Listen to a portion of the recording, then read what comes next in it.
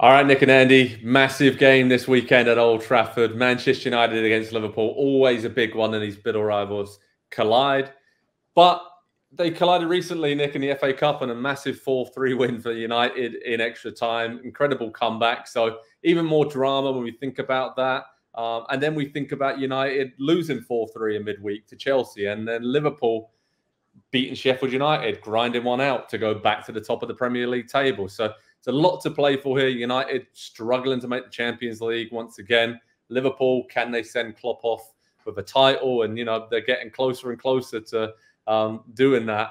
What are your thoughts on this game? Because this has been a bit of a bogey team and a bogey stadium for Jurgen Klopp over the years for Liverpool. So maybe there's hope for some United fans out there. Well, there's hope if they want their coach to stick around, is how I would put it. Because I really feel like we're one loss that doesn't look right away from maybe saying we don't want to let this guy try to salvage the FA Cup. We don't want to let this guy potentially have a trophy to go out on. So I actually look at this as a monumental game for both teams, because both of these teams, you mentioned it, that 3-1 scoreline does not tell you about the Liverpool-Sheffield United game. Both of these teams remarkably depth-tested, whether it be through injuries or just not having depth.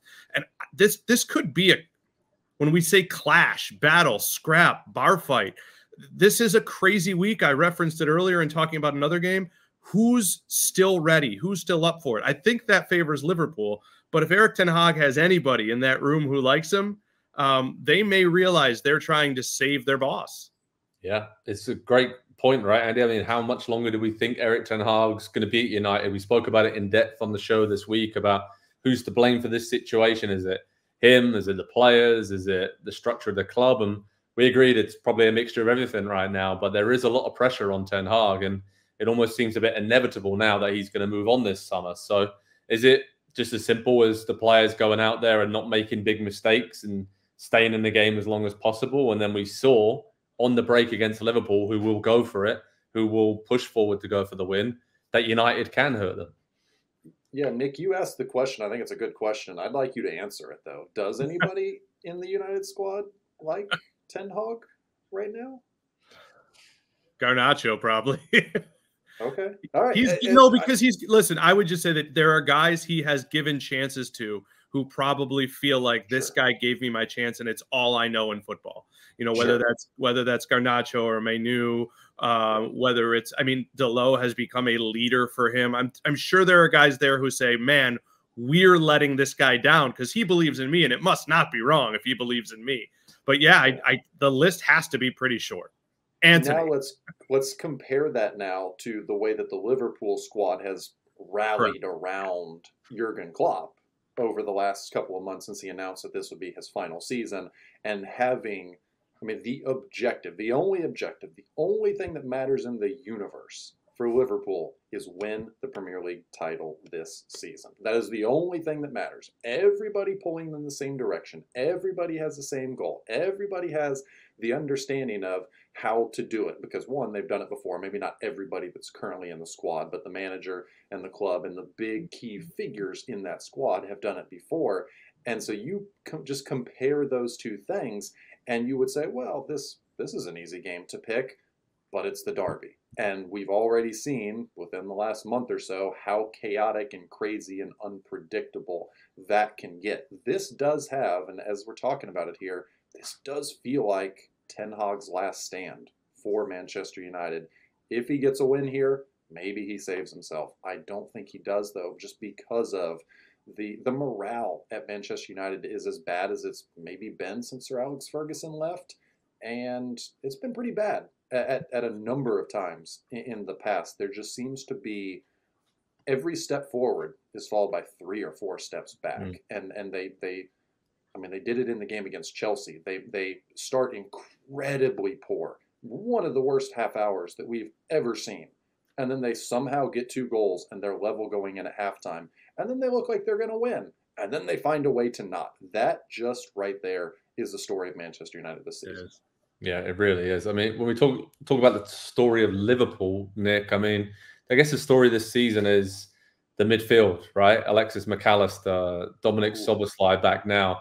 We all knew it would take a little bit of time for those two guys to settle in, and they've kind of gone in and out in consistency, but they found some consistency now, especially McAllister. Incredible strike against Sheffield United.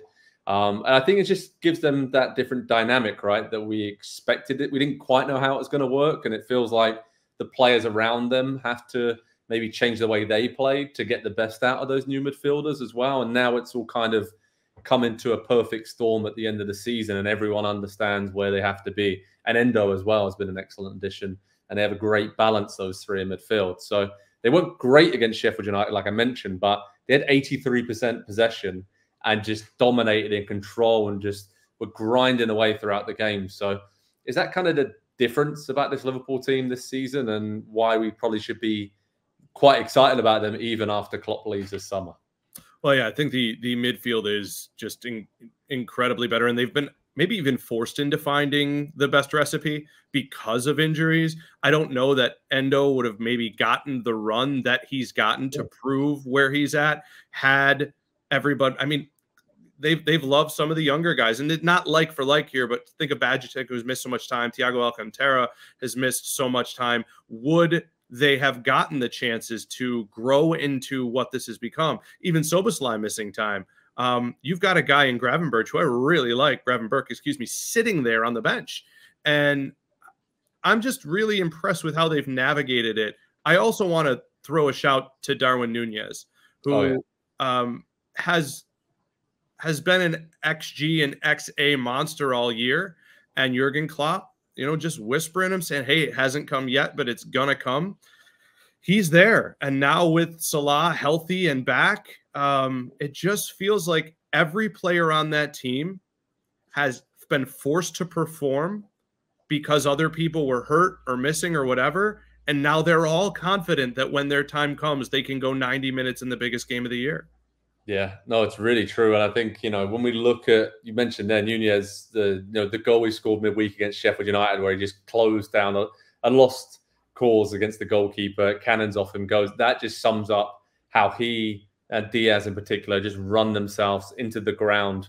Like Andy said, the entire squad just wants to give Klopp this title, and that's a very powerful thing for Liverpool to have right now. And, Salah, he came off midweek, was a bit upset with that, but more about his performance. He wasn't able to really get a look in, but he's just coming back from another injury. So you kind of expect a little bit of inconsistency, but I'm sure he was just rested a bit for this weekend, and he always loves a couple of goals against Man United, especially at Old Trafford. But when we look at the schedule for Liverpool, I mean, this game and probably the game against Tottenham are the two toughest games. I mean, Everton is always a weird one. They've still got to play Everton this season, but aside from those three games, they really should take care of business. And, you got Pep and Arteta both saying, oh, yeah, they're the favourites, they're ahead.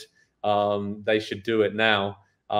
Just almost tempting the Liverpool players to slip up. But I don't see that, Andy, from this team. And even though Alisson, Jota, Trent are still out injured, like Nick mentioned, every single person who's coming in is stepping up, and it really hasn't put a foot wrong. So it's almost written the stars a little bit at this point. Does it seem that for Liverpool?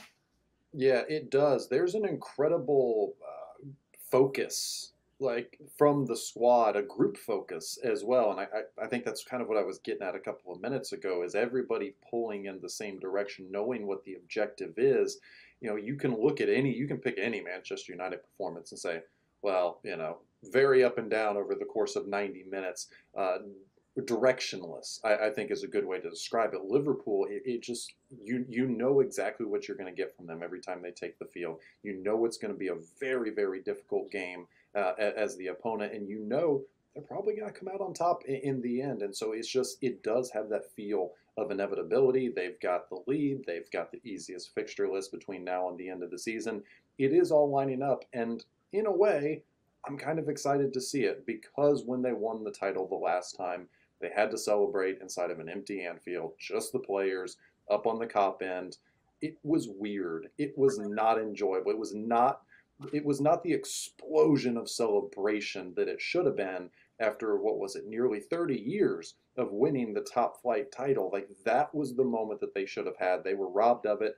And so now to have the opportunity again, Klopp's final season, the culmination of almost a decade. Joe, I remember one of the first things that happened when I was hired at PST was Klopp hired at Liverpool, you going up for the introductory press conference and being there, and it felt like it was going to be a massive time. And this has now become an entire era of the Premier League. Obviously, Pep comes in and they have their rivalry and everything. But this has been the Klopp era of the Premier League. And even though they've only won one title during that period, he has been kind of that big figure over the top of the league. And so it just feels like it would be the right way for this chapter to end before we move on to something else next season. Yeah, and also I have to say their final away game is at Aston Villa as well, so that's not easy. But they do host Wolves on the final day of the season, Andy. So I think right now it's looking like we're going to get that dream farewell for Jurgen Klopp in front of the Kop, lifting the Premier League trophy. But there's still a lot to go on between now and then. And of course, this is a really tough game for Liverpool historically against their bitter rivals. We know form is a cliche, but it does really go out the window in a lot of these games. We saw it in the FA Cup game recently. So, Nick, prediction-wise, it's a tough one, isn't it? What are you going for? Yeah. I just have this feeling it's going to be a chaos agent weekend. I think Liverpool will look a million times better, and I think we're going to get a draw here. So I'm going to go with 1-1. Oh, Andy? I think it'll be close to that. United are going to make it a really, really ugly, kind of choppy game. That's right. But in the end, Liverpool find one, and I think they win 1-0. Oh, I'm going 2-1 to Liverpool. So, again, I do think it's going to be tight. You know, we've seen the trips to Anfield earlier in the season. United went on and got that draw. So, Liverpool going to dominate, and I just think it's all about Man United. If they turn up, then they can cause them a lot of problems. But I just can't see Liverpool not winning this game the way that they are just so focused and locked in right now and have so many players stepping up. Somebody is going to step up and be the hero for them this weekend at Old Trafford. Head over to Pro Soccer Talk on NBCSports.com for all the latest how to watch information, team news, predicted lineups, live analysis during the game. We'll have you covered. Always a huge one in world football. Manchester United against Liverpool with so much on the line for both of these teams. It's going to be a good one. Nick and Andy, thanks so much for joining me. Thanks everyone for watching, and we'll speak to you all very soon. Cheers, guys. Hi there, I'm Rebecca Lowe, studio host for NBC's coverage of the Premier League. Don't forget to hit subscribe to watch more videos all season long. And for even more Premier League content, from original series to live matches, head over to Peacock. And be sure to tune in for Premier League mornings every weekend on USA Network and on Peacock. We will see you there.